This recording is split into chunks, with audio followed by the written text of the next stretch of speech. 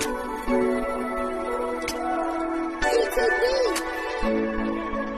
too much.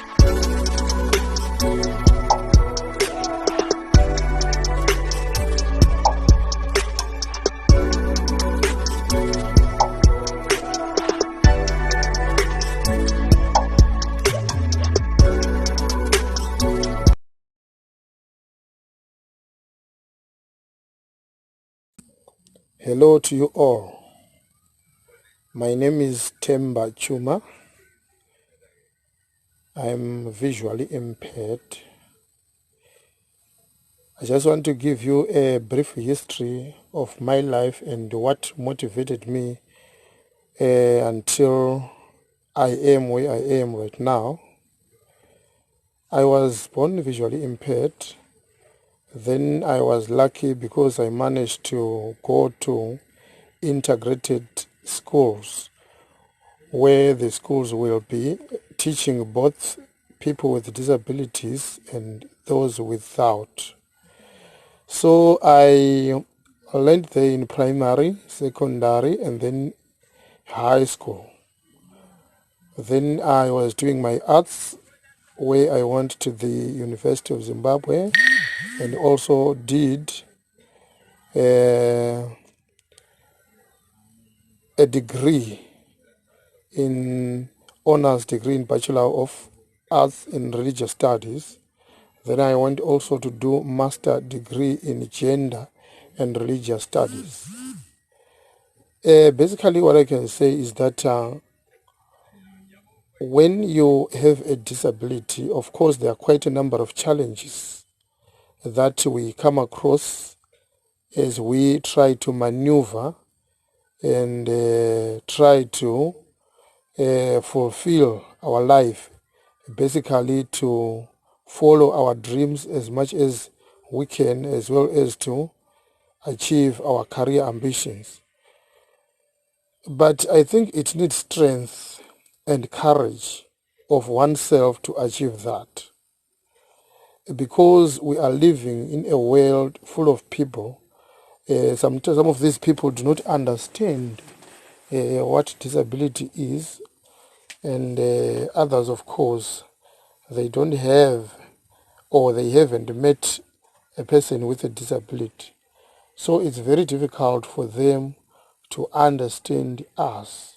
But what is required is that we ourselves, we have to be inclusive and be fairly inclusive so that we can make them understand us. But my encouragement is that the parents, especially the parents who have given birth to people with disabilities, they must not sit down and relax and think that they can keep us as much as they can without training us to keep ourselves.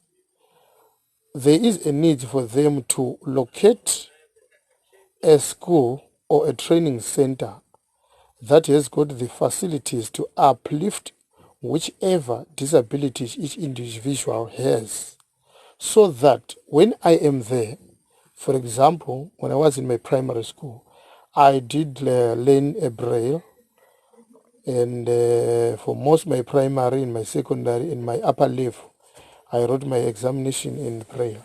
But when I got to the university, I realized that there are screen reader softwares where you can use either a computer or a smartphone. So those things motivated me, and I managed to write my exams using a computer with screen readers, and also able to use a phone with the voice prompt. That is very good, because I am able to access anything on the internet that can be accessed by a person without a disability. So the task is from our parents to take us to these schools so that we can get that training. Because what is happening is that as much as they wish to keep us in our homes, they are growing old and older. At the end of the day, they may end up retiring and fail to support us. We ourselves will be old. then there will be a need for us to keep ourselves or to finance ourselves. That's when we start to panic because we don't have the knowledge and the idea on how we can manage to shape our own lives after our parents either have gone or have come retired without any money to keep us going. So what I'm encouraging the parents is that they must take us again to the school so that we can be emancipated, because each individual, without or with a disability, has got an ambition, has got a talent, has got what I can say, a vision. So for me to fulfill that vision, I have to have adequate facilities that can help me to uplift myself so that I can become emancipated, independent, and able to finance myself. I myself have become a gender activist and also contributing the conflict revolutions because I did religion. That means I intervene in religious conflicts as a consultant.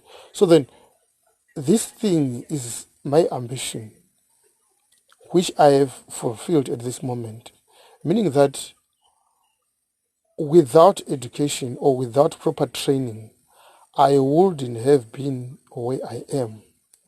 Therefore, I encourage us, people with disabilities, to strive up and fulfill our ambitions.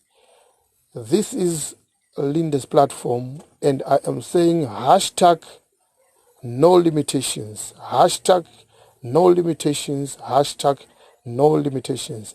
Let us move forward with our lives. As I end my presentation, I say hashtag no limitations.